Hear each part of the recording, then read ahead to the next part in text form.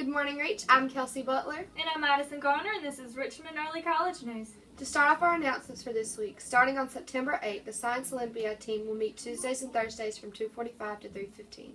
Come on your building and or testing days. Remember that your 14-week classes start today, so don't miss them.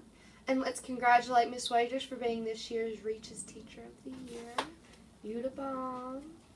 The news team will have a meeting next Monday. The time and location will be announced on our door, so make sure you get updated with that. And we have some new members for the news team we'd like to let you guys know about. We have Grayson Diaz, our sports anchor. Summer Murphy is our challenge video editor. Corey Shields, our weather reporter. Anna Altman is the secretary. Taylor Childers, our researcher. Nick Reynolds is the social media manager. And then we have Sterling Riddick, who's going to be our writer, and she'll be posting announcements and forums and stuff like that on our new website. It's reachnewsteam.tumblr.com. Remember that you do not have to have a Tumblr account to access that. And that's all the announcements we have for this week. Now to Evan with sports. Hello Reach, I'm Evan Mabe, and I'm here with this week's sports update. August 22nd, there was a NFL preseason game that I want to talk about. It was the Panthers and Miami game.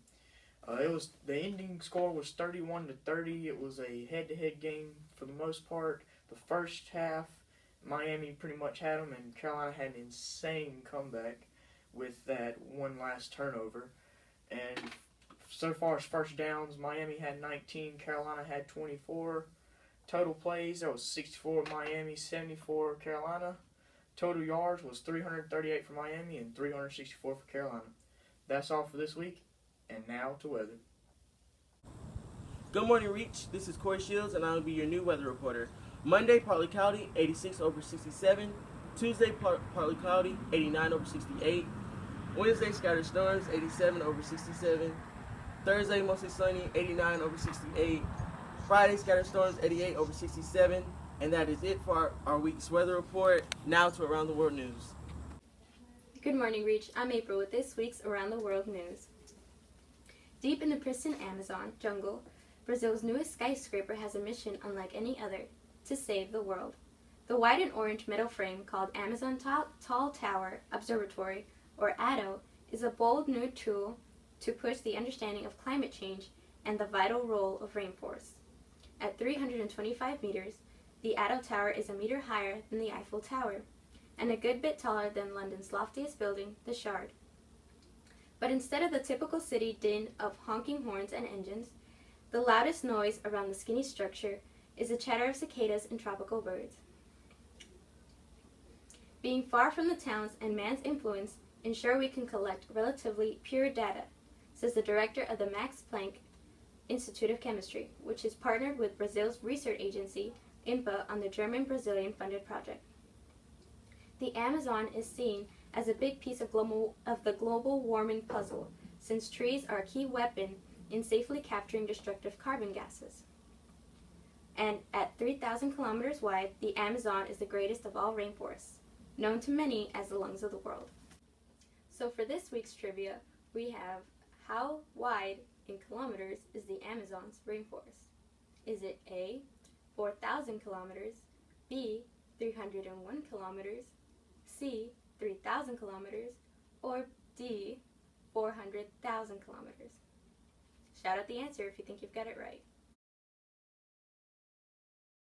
The correct answer is C, 3,000 kilometers wide.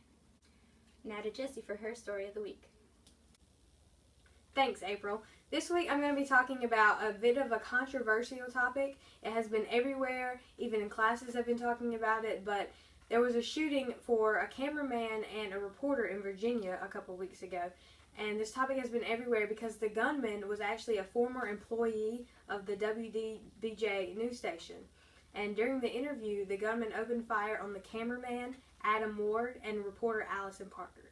He also shot the person that was being interviewed, but she is still alive, but the two other people that worked for the station have died.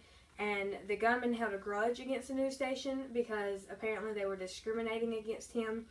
But both the employees did die and the interviewer is still alive. But police chased the gunman down after the incident because this did happen on live TV, so they knew it, everyone knew it happened.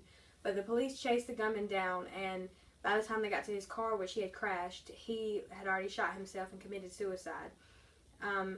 It was a big tragedy for the cameraman and the reporter's boyfriend and fiance, because both also work for the news station, and the cameraman, Adam Ward, his fiance is the producer at the station, so she saw it happen live right there in front of her.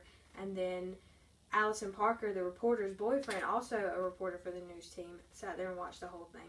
And it was a huge tragedy, and it is really leaving other reporters and other news stations very numb across the nation. And that's all for this week's Around the World News. Back to the studio. That's all for this week. If you missed any of those important dates or announcements, just check out our social media pages and our website, and they'll be posted there. I'm Madison Garner. And I'm Kelsey Butler. And this is Reach News reaching out to you.